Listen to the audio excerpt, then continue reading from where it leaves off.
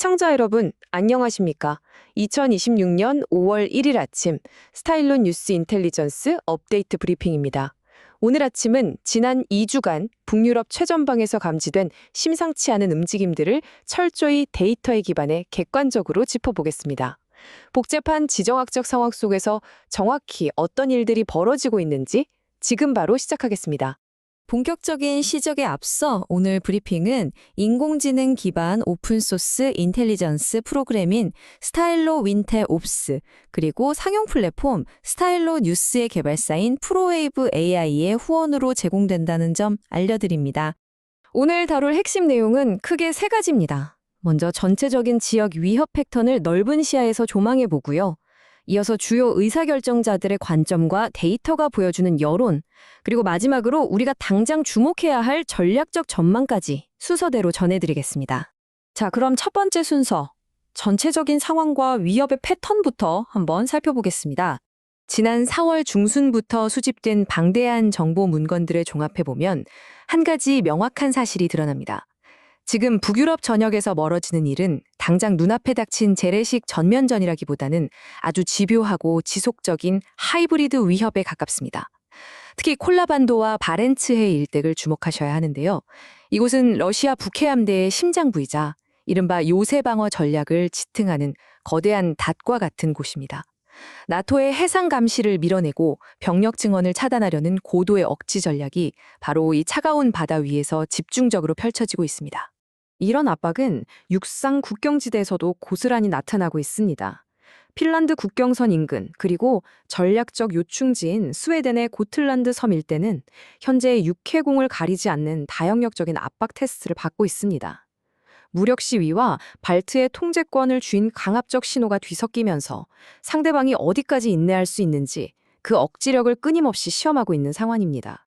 산발적으로 보이는 이 사건들을 하나로 묶어보면 크게 세 가지 층위의 패턴이 보입니다. 먼저 지역적 차원에서는 영공 침범 우려와 함께 민간 항공기에도 직접적인 영향을 주는 GPS 전파 교란이 빈번하게 발생하고 있습니다. 국가적 차원에서는요, 에너지나 수자원 같은 핵심 인프라를 노린 배후를 입증하기 힘든 사이버 공격과 사보타주가 두드러지죠. 마지막으로 국제적 차원에서는 나토의 대규모 부국 훈련과 이에 맞서는 러시아의 군사적 움직임이 팽팽한 외교적 군사적 줄다리기를 만들어내고 있습니다. 그렇다면 관련국들은 이 상황을 어떻게 인식하고 있을까요?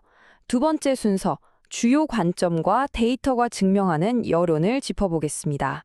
현재 양측 지도부의 입장은 평행선을 달리고 있습니다.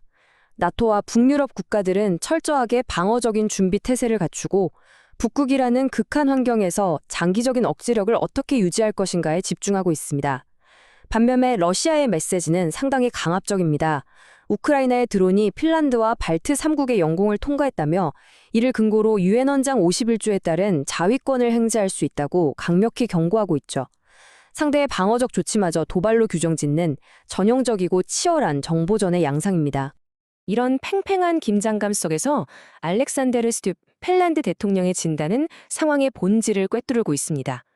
그는 지금의 사태를 단순한 일회성 도발이 아니라 지속적인 구조적 위협으로 못 박았습니다.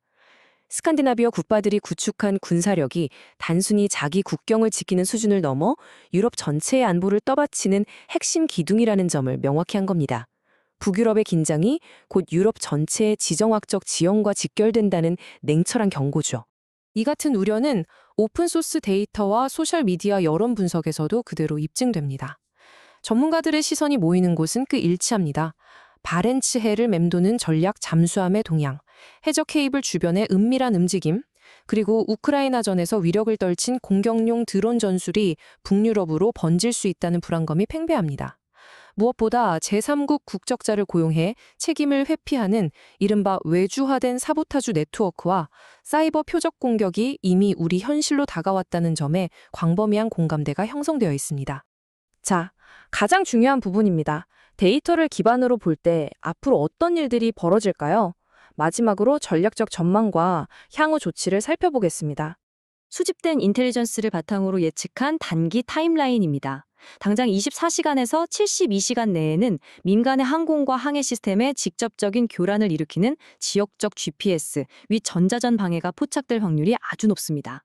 그리고 1주에서 2주 사이로 넘어가면요. 정부 통신망이나 물류, 에너지망의 약점을 파고드는 고도의 사이버 탐색 활동이 급증할 것으로 보입니다. 조금 더 멀리 2주에서 4주 후를 내다보면 깊은 바닷속 해저 케이블 주변에서 잠수함들의 정보 수집 활동이 뚜렷하게 확대될 것입니다. 전면전이라는 선을 넘지 않으면서도 나토의 대응 한계를 쉴 새 없이 찌르는 고전적이면서도 치명적인 회색지대 전술입니다. 결론적으로 말씀드리면 우리가 가장 경계해야 할 하이브리드 위협은 바로 사이버 교란과 인프라 사보타주의입니다. 데이터가 가리키는 발생 확률이 압도적으로 높습니다. 그 뒤를 모호한 드론 도발이 잇고 있고요. 반대로 대규모 병력이 충돌하는 재래식 무력 공격의 확률은 현 시점에서는 가장 낮게 분석됩니다. 다시 말해 눈에 보이는 폭발이나 총성보다는 우리의 일상과 사회 시스템을 조용히 마비시키는 은밀한 전술에 대비해야 한다는 뜻입니다. 오늘 브리핑을 마무리하며 시청자 여러분께 한 가지 질문을 던지고 싶습니다. 국가안보의 최전선이 이제는 철조망을 넘어 보이지 않는 데이터 패킷과 깊은 바닷속 해저 광 케이블로 이동했습니다. 과연 우리의 일상적인 인프라는 이 고요하지만 치명적인 비대칭 위협을 견뎌낼 충분한 내성을 갖추고 있을까요?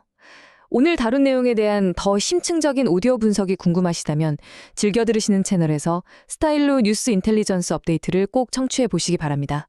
또한 stylus.com에 방문하시면 AI가 분석하는 전 세계 인텔리전스 흐름을 실시간으로 확인하실 수 있습니다. 지금까지 철저히 객관적 사실만을 전해드렸습니다. 시청해주신 여러분 고맙습니다.